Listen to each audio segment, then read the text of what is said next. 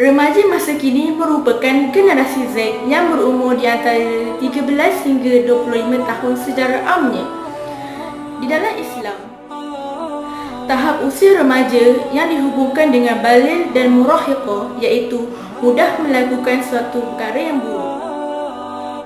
Definisi remaja dapat disimpulkan remaja mudah terikut suatu perkara tanpa berfikir secara matang terhadap kesan yang akan dihadapinya. Seterusnya kita beralih kepada dakwah. Dakwah merupakan sebahagian kehidupan dan tanggungjawab setiap Muslim. Dakwah boleh dijalankan dalam pelbagai bentuk yang sesuai dengan keadaan pendakwah dan keadaan sasaran pendakwah. Dakwah boleh dilakukan dalam bentuk individu, kumpulan dan institusi. Namun, dakwah mestilah mempunyai perancangan yang teliti, matang dan rasional. Seterusnya kita masuk kepada apa itu mau'izah hasanah. Mau'izah berasal daripada perkataan wa'az. Al-wa'az bererti memberi nasihat dan peringatan terhadap sesuatu perkara yang tidak baik atau kesan buruk melakukannya. Mau'izah hasanah ialah sesuatu cara masuk ke dalam hati dengan lemah lembut, menyelami perasaan secara halus, bukan dengan herdik dan mencela. Selain itu, satu bentuk gaya penyampaian dakwah yang dijadikan dakwah itu disukai dan diterima baik serta tidak mudah ditolak. Dalil yang berkaitan tentang mau'izah hasanah yang berbunyi A'udzu billahi minasyaitonir rajim faj'alnaha nakalan lima baina yadayha wa ma khalfaha wa mau'izatan lil muttaqin. Yang bermaksud, maka kami jadikan yang demikian itu peringatan bagi orang-orang pada masa itu dan bagi mereka yang datang kemudian, serta menjadi pelajaran bagi orang-orang yang bertakwa. Sadaqallahul azim. Metod mau'izah hasanah sering digunakan oleh Rasulullah SAW ketika berhadapan dengan orang Quraisy yang telah diriwayatkan oleh Anas radhiyallahu anhu. Ketika kami duduk bersama Rasulullah di masjid, tiba-tiba datanglah seorang badui berdiri lalu kencing di dalam masjid. Hal ini membuat para sahabat menjadi jengkel dan marah. Namun Rasulullah SAW berkata kepada para sahabatnya, "Janganlah engkau memarahinya, biarlah ia menyelesaikan hajatnya." Lalu para sahabat meninggalkan orang tersebut. Kemudian Rasulullah SAW memanggilnya dan berkata kepadanya, "Sesungguhnya masjid ini didirikan bukan untuk dikencing dan dikotori, namun ia didirikan untuk mengingatkan Allah, solat dan membaca Al-Quran."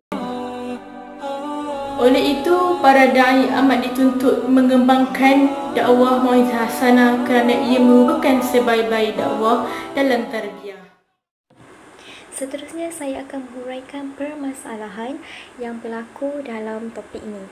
Banyak permasalahan yang timbul dalam kalangan remaja, tidak kiralah dari segi sosial, kehidupan, tingkah laku dan sebagainya. Namun, masalah seperti ini tidak akan berlaku sekiranya tidak wujud satu medium ataupun lubuk kepada sesuatu perkara ini terjadi dan menyebabkan remaja terikut-ikut dan mempertuhankan ia sebagai pancak kehidupan dalam seharian mereka.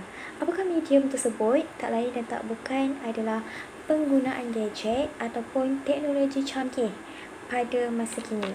Hal ini kerana zaman sekarang penggunaan gadget ataupun teknologi canggih pada masa kini menjadi keutamaan dalam kehidupan dan banyak masalah yang timbul kepada remaja melalui gadget dan juga media sosial. Melalui teknologi canggih seperti inilah, pengaruh kepada remaja boleh melampaui batas.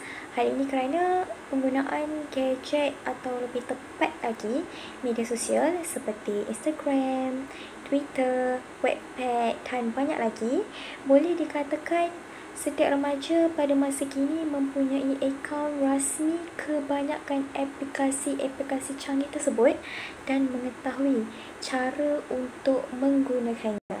Sebagai contoh, aplikasi TikTok dan penggunaan Google sehingga boleh menyebabkan pencarian ataupun video-video yang terlarang.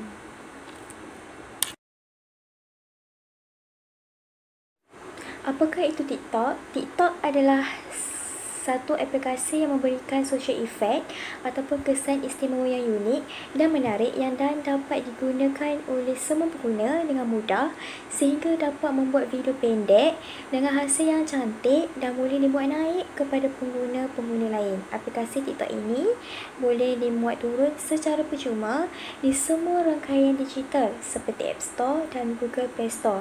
Maka ia sangat mudah dan tidak terhad kepada sesiapa pun untuk menggunakannya. Aplikasi TikTok ini mempunyai pelbagai genre musik yang membolehkan mereka melakukan pelbagai gaya bebas, tarian dan sebagainya sehingga boleh menjadi perhatian umum. Kalau kita lihat, tidak menjadi satu masalah kerana pengguna hanya memuat naik video dan dijadikan hiburan semata-mata. Namun, sejak kebelakangan ini timbul masalah sosial yang kurang enak untuk dilihat dan salah di sisi Islam. Baru-baru ini tular satu video sekumpulan remaja merakamkan aksi solat sambil diiringi musik seolah-olah kelihatan seperti menari dan dijadikan hiburan, malah menjadi bahan jenaka kepada pengikut-pengikut yang lain.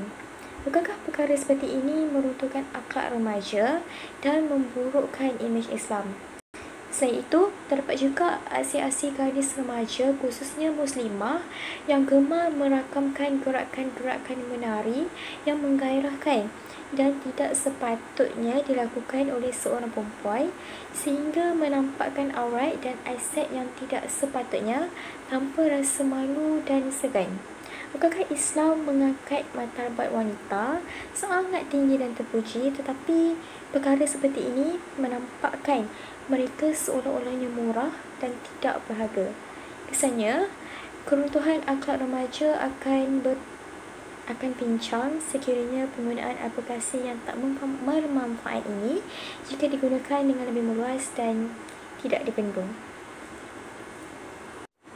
Permasalahan yang kedua pula ialah penggunaan internet tanpa batas ataupun had kerana mereka boleh mendengar, mencari ataupun melihat perkara yang tidak sepatutnya seperti video pornografi atau dalam erti kata lain rakaman lucah.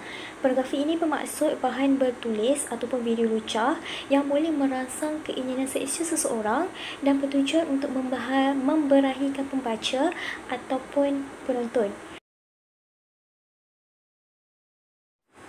Terdapat banyak cara, medium dan kaedah untuk melaksanakan mauizah hasanah dalam menyelesaikan masalah ini. Namun, suka untuk saya kongsikan satu cara yang dikira agak berkesan ekoran dengan kesukaan remaja masa kini, iaitu berdakwah dan memberi peringatan ataupun nasihat yang baik melalui media sosial.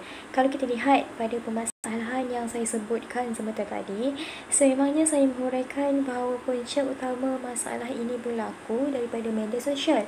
Maka dengan itu, pendekatan kaedah ini adalah tepat kerana melalui media sosial juga kita boleh berdakwah. Hal ini kerana bersesuaian dengan hobi remaja masa kini yang lebih banyak menghabiskan masa di laman sosial, dan dakwah secara maya ini juga sangat mudah kerana boleh disampaikan di mana-mana sahaja mereka berada tanpa ada halangan. Kalau kita lihat, ramai golongan agamawan pendakwah pada hari ini yang melakukan dakwah melalui media sosial. Malah yang tidak mengetahui ilmu agama secara mendalam pun boleh menyalin ataupun menekan butang kongsi dan menyebabkan bahan dakwah ini tersebar dengan lebih luas. Mudah bukan? Malah boleh juga dimuat naik di YouTube, IG, Facebook dan sebagainya.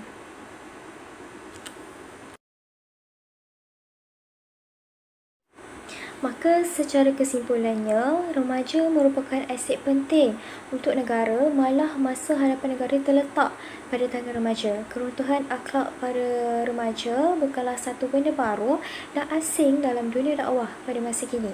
Maka satu pendekatan yang sesuai perlu diwujudkan untuk mengambil hati dan menarik minat para remaja agar melakukan sesuatu yang sepatutnya.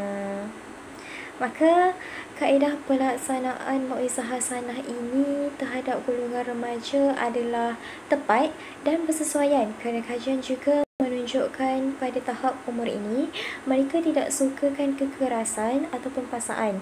Oleh itu, kaedah ini sudah semestinya mempunyai tahap peratusannya tinggi dan berkesan untuk dakwah kepada remaja.